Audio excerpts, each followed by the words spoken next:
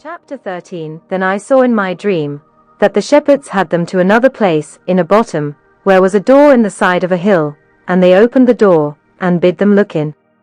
They looked in, therefore, and saw that within it was very dark and smoky.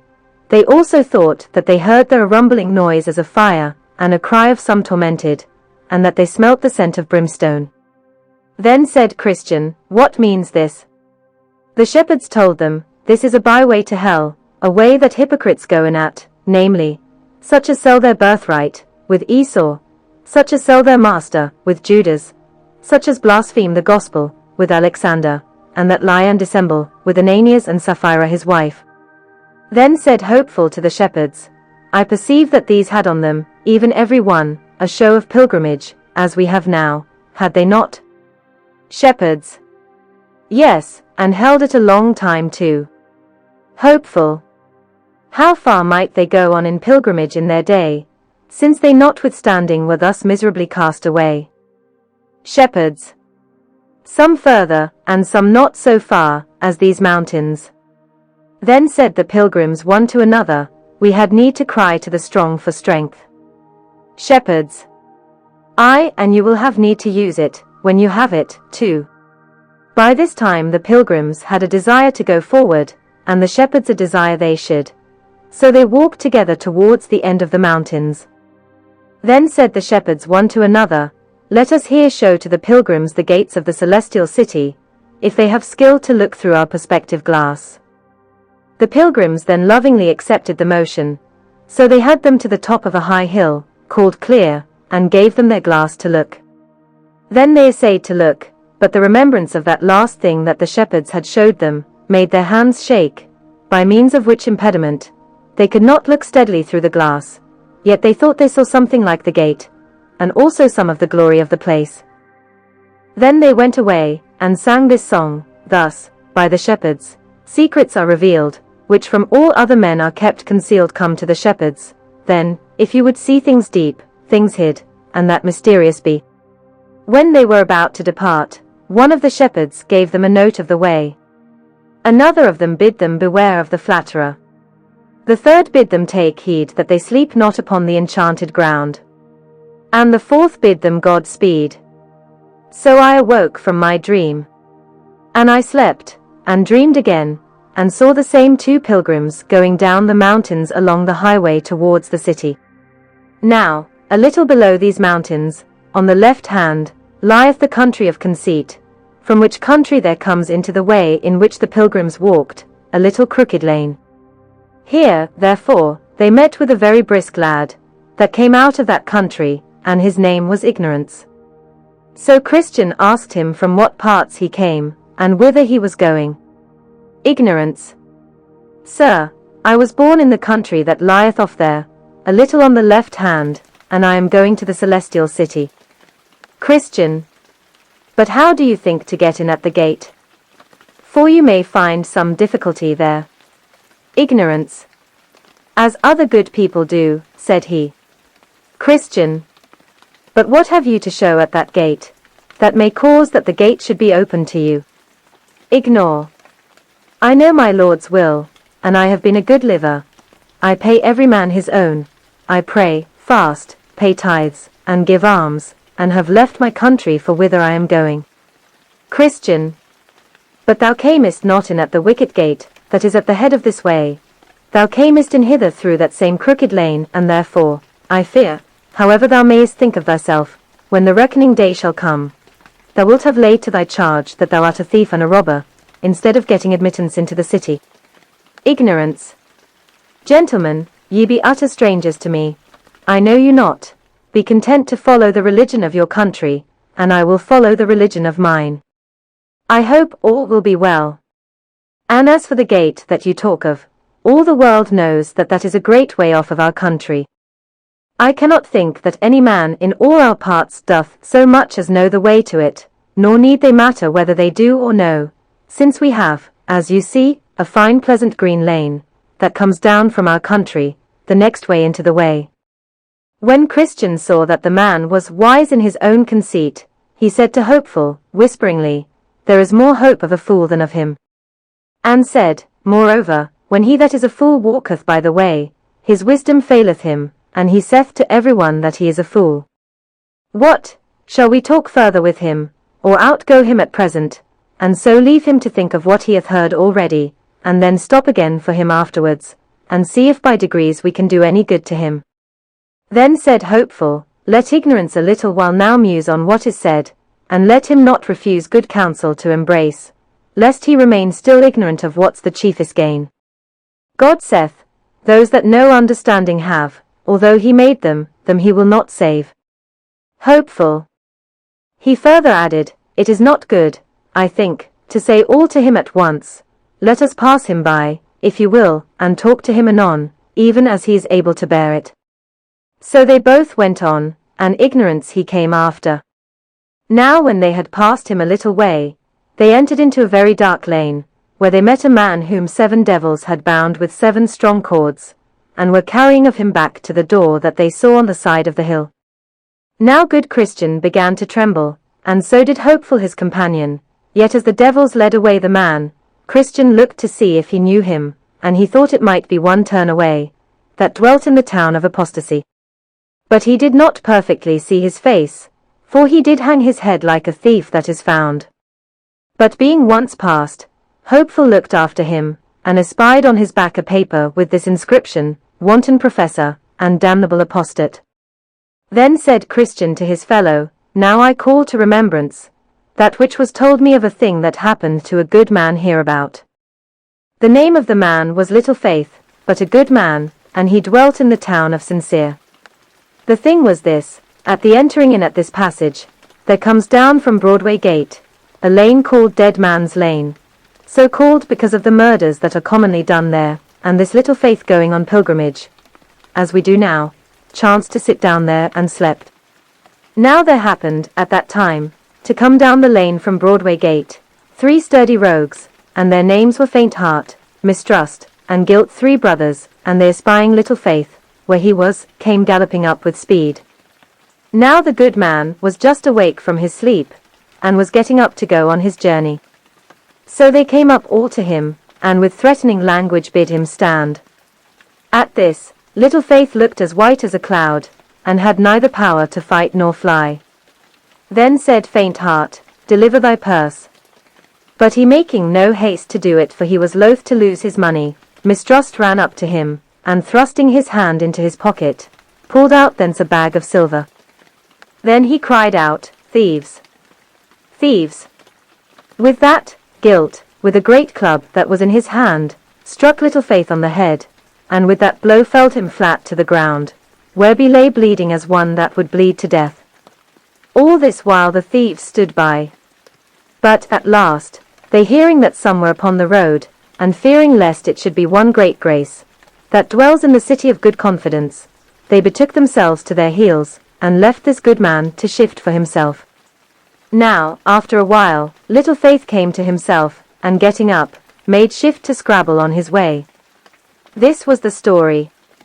Hopeful. But did they take from him all that ever he had? Christian. No, the place where his jewels were they never ransacked, so those he kept still. But, as I was told, the good man was much afflicted for his loss, for the thieves got most of his spending money. That which they got not were jewels, also he had a little odd money left, but scarce enough to bring him to his journey's end. Nay, if I were not misinformed, he was forced to beg as he went, to keep himself alive, for his jewels he might not sell. But beg, and do what he could, he went with many a hungry belly the most part of the rest of the way. Hopeful. But is it not a wonder they got not from him his certificate, by which he was to receive his admittance at the celestial gate? Christian. It is a wonder, but they got not that, though they missed it not through any good cunning of his, for he, being dismayed with their coming upon him, had neither power nor skill to hide anything. So it was more by good providence than by his endeavor, that they missed of that good thing. Hopeful. But it must needs be a comfort to him, that they got not this jewel from him. Christian. It might have been great comfort to him, had he used it as he should, but they that told me the story said, that he made but little use of it all the rest of the way, and that because of the dismay that he had in the taking away his money, indeed, he forgot it a great part of the rest of his journey. And besides, when at any time it came into his mind, and he began to be comforted therewith, then would fresh thoughts of his loss come again upon him, and those thoughts would swallow up all. Hopeful. Alas! Poor man! This could not but be a great grief to him. Christian. Grief? Aye, a grief indeed. Would it not have been so to any of us, had we been used as he, to be robbed, and wounded too, and that in a strange place, as he was? It is a wonder he did not die with grief, poor heart. I was told that he scattered almost all the rest of the way with nothing but doleful and bitter complaints, telling also to all that overtook him, or that he overtook in the way as he went, where he was robbed, and how, who they were that did it, and what he lost, how he was wounded, and that he hardly escaped with his life. Hopeful. But it is a wonder that his necessity did not put him upon selling or pawning some of his jewels, that he might have wherewith to relieve himself in his journey. Christian. Thou talkest like one upon whose head is the shell to this very day. For what should he pawn them, or to whom should he sell them? In all that country where he was robbed, his jewels were not accounted of, nor did he want that relief which could from thence be administered to him. Besides, had his jewels been missing at the gate of the celestial city, he had been excluded from an inheritance there, and that would have been worse to him than the appearance and villainy of 10,000 thieves. Hopeful. Why art thou so tart, my brother? Esau sold his birthright, and that for a mess of pottage, and that birthright was his greatest jewel, and if he, why might not little faith do so too? Christian.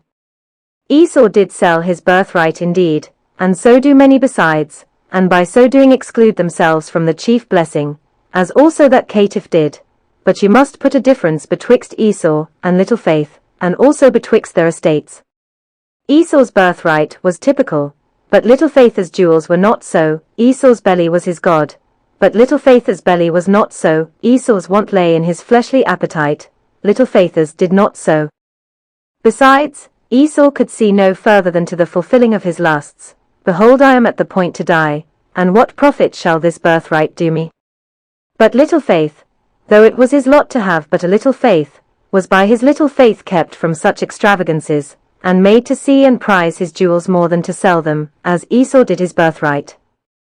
You read not anywhere that Esau had faith, no, not so much as a little.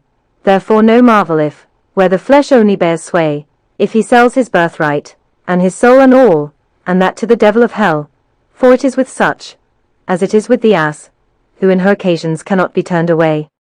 When their minds are set upon their lusts, they will have them whatever they cost. But little faith was of another temper, his mind was on things divine, his livelihood was upon things that were spiritual, and from above. Therefore, to what end should he that is of such a temper sell his jewels to fill his mind with empty things? Will a man give a penny to fill his belly with hay?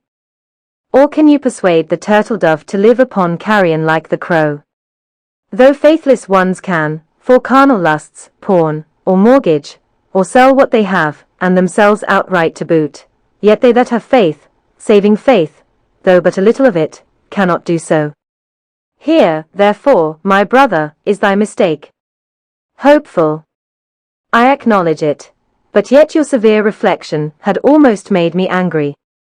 Christian. Why, I did but compare thee to some of the birds that are of the brisker sort, who will run to and fro in untrodden paths, with the shell upon their heads, but pass by that, and consider the matter under debate, and all shall be well betwixt thee and me. Hopeful. But, Christian, these three fellows, I am persuaded in my heart, are but a company of cowards. Would they have run else, think you, as they did, at the noise of one that was coming on the road? Why did not little faith pluck up a greater heart? He might, methinks, have stood one brush with them, and have yielded when there had been no remedy. Christian. That they are cowards, many have said, but few have found it so in the time of trial. As for a great heart, little faith had none, and I perceive by thee, my brother, hadst thou been the man concerned, thou art but for a brush, and then to yield. And, verily, Since this is the height of thy stomach, now they are at a distance from us. Should they appear to thee as they did to him, they might put thee to second thoughts. But, consider again, they are but journeyman thieves, they serve under the king of the bottomless pit, who, if need be, will come into their aid himself, and his voice is as the roaring of a lion. I myself have been engaged as this little faith was, and I found it a terrible thing. These three villains set upon me, and I beginning, like a Christian, to resist, they gave but a call, and in came their master. I would, as the saying is, have given my life for a penny, but that, as God would have it, I was clothed with armor of proof. And yet, though I was so harnessed, I found it hard work to quit myself like a man. No man can tell what in that combat attends us, but he that hath been in the battle himself. Hopeful. Well, but they ran, you see, when they did but suppose that one great grace was in the way. Christian. True, they have often fled, both they and their master, when great grace hath but appeared, and no marvel, for he is the king's champion. But, I trow, you will put some difference betwixt little faith and the king's champion. All the king's subjects are not his champions, nor can they, when tried, do such feats of war as he.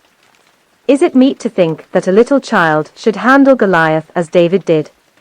Or that there should be the strength of an ox in a ren? Some are strong, some are weak, some have great faith, some have little. This man was one of the weak, and therefore he went to the wall. Hopeful. I would it had been great grace for their sakes. Christian. If it had been, he might have had his hands full, for I must tell you, that though great grace is excellent good at his weapons, and has, and can, so long as he keeps them at sword's point, do well enough with them.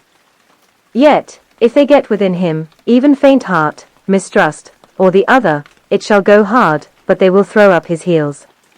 And when a man is down, you know, what can he do? Whoso looks well upon great grace face, shall see those scars and cuts there, that shall easily give demonstration of what I say. Yea, once I heard that he should say, we despaired even of life. How did these sturdy rogues and their fellows make David groan, mourn, and roar?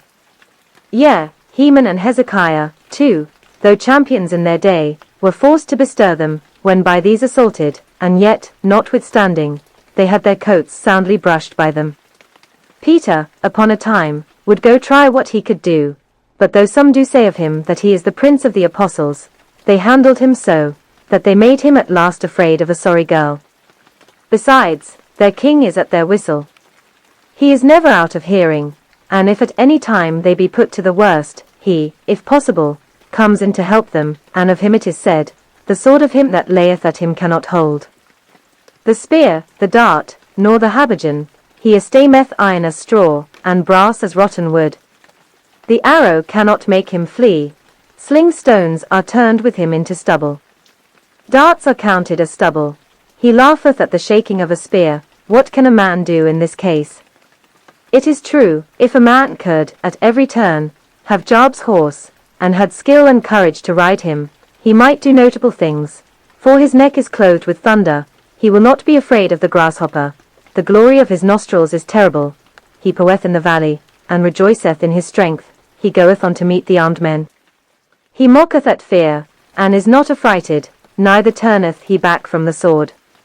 The quiver rattleth against him, the glittering spear, and the shield.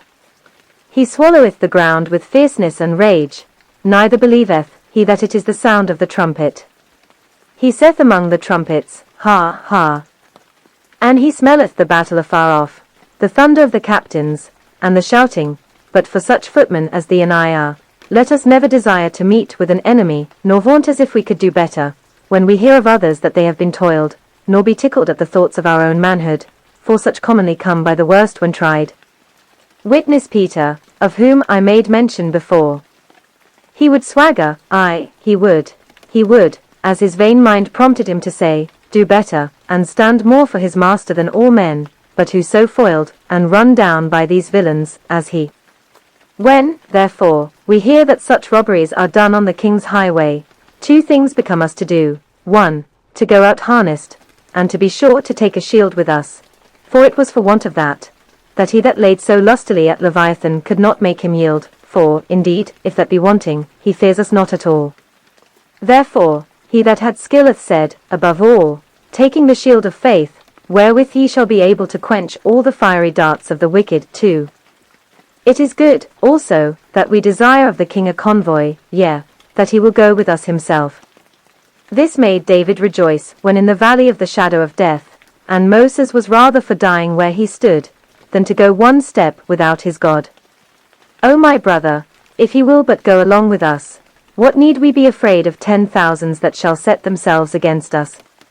But, without him, the proud helpers fall under the slain. I, for my part, have been in the fray before now, and though, through the goodness of him that is best, I am, as you see, alive, yet I cannot boast of my manhood. Glad shall I be, if I meet with no more such brunts, though, I fear, we are not got beyond all danger. However, since the lion and the bear have not as yet devoured me, I hope God will also deliver us from the next uncircumcised Philistine. Then sang Christian, poor little Faith. Hast been among the thieves. Wast robbed. Remember this, whoso believes, and gets more faith, shall then a victor be over 10,000, else scarce over 3. So they went on, and ignorance followed.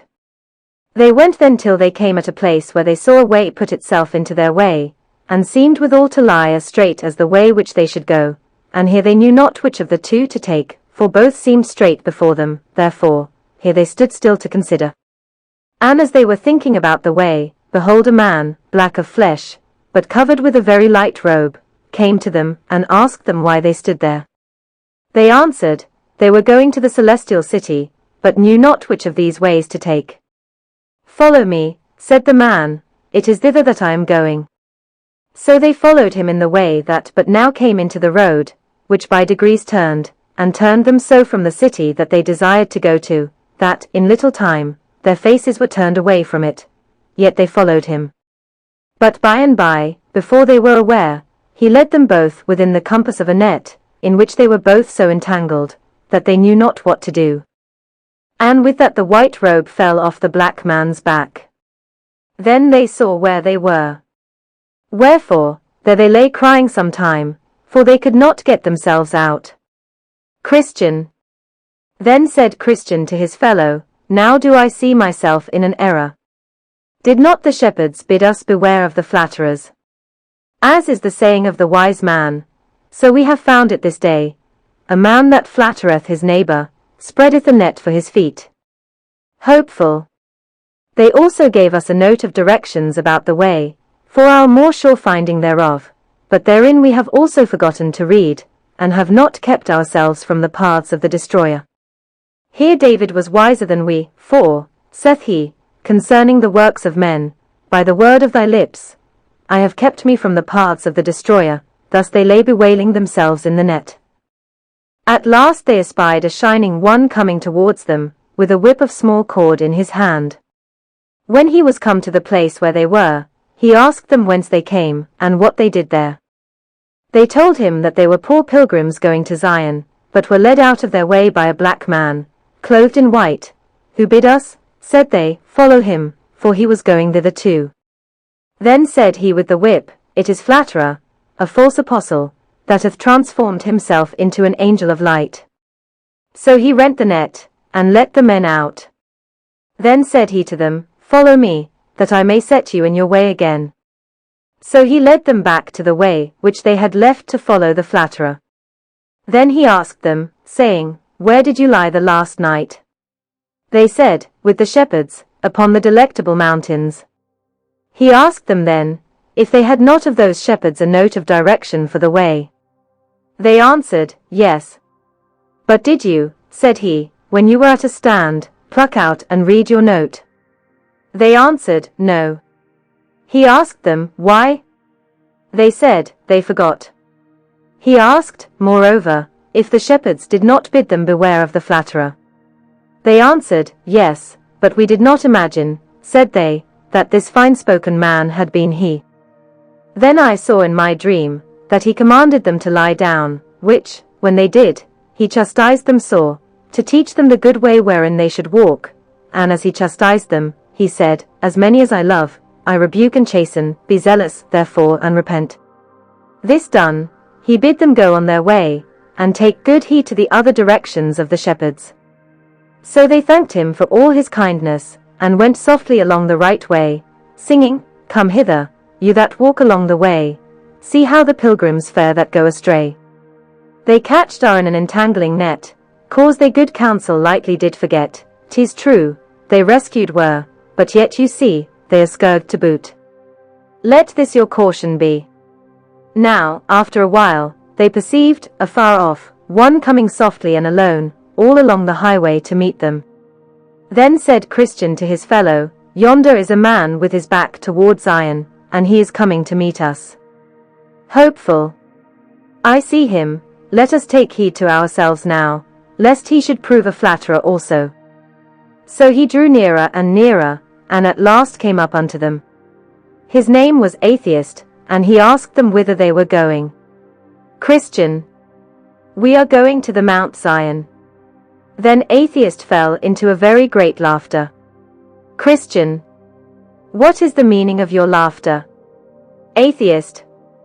I laugh to see what ignorant persons you are, to take upon you so tedious a journey, and yet are like to have nothing but your travel for your pains. Christian. Why, man, do you think we shall not be received? Atheist. Received. There is no such place as you dream of in all this world. Christian. But there is in the world to come. Atheist. When I was at home in mine own country, I heard as you now affirm, and from that hearing went out to sea, and have been seeking this city this 20 years, but find no more of it than I did the first day I set out. Christian. We have both heard and believe that there is such a place to be found. Atheist. Had not I, when at home, believed, I had not come thus far to seek, but finding none, I am going back again, and will seek to refresh myself with the things that I then cast away, for hopes of that which, I now see, is not. Christian. Then said Christian to Hopeful his fellow, Is it true which this man hath said? Hopeful. Take heed, he is one of the flatterers. Remember what it hath cost us once already for our hearkening to such kind of fellows. What? No Mount Zion. Did we not see, from the delectable mountains, the gate of the city? Also, are we not now to walk by faith? Let us go on, said Hopeful, lest the man with the whip overtake us again. You should have taught me that lesson, which I will round you in the ears withal. Cease, my son, to hear the instruction that causeth to err from the words of knowledge. I say, my brother, cease to hear him, and let us believe to the saving of the soul. Christian. My brother, I did not put the question to thee, for that I doubted of the truth of our belief myself, but to prove thee, and to fetch from thee a fruit of the honesty of thy heart. As for this man, I know that he is blinded by the God of this world. Let thee and I go on, knowing that we have belief of the truth, and no lie is of the truth hopeful. Now do I rejoice in hope of the glory of God. So they turned away from the man, and he, laughing at them, went his way.